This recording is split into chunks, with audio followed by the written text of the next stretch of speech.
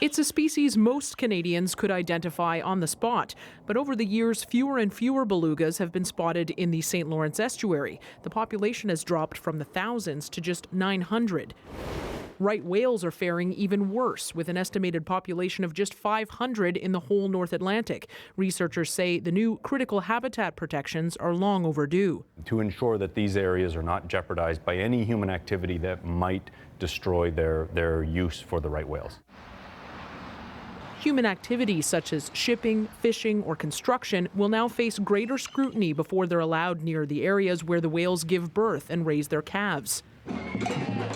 It was concern for baby belugas that prompted protests in Quebec 2 years ago when TransCanada wanted to build an oil export terminal in the St. Lawrence estuary. Those plans were later scrapped. But it's not clear the new protection order would actually prevent a similar project.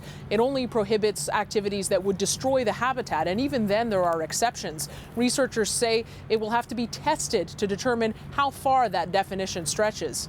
For example, whether it will protect belugas from noise pollution. They do navigate with sound, they communicate with sound, they find their food with sound. These sounds can be masked by our activities. So a whale that is being prevented from communicating is a dead whale, essentially. For right whales, it's not noise pollution, but ship strikes and fishing nets that pose the greatest risk.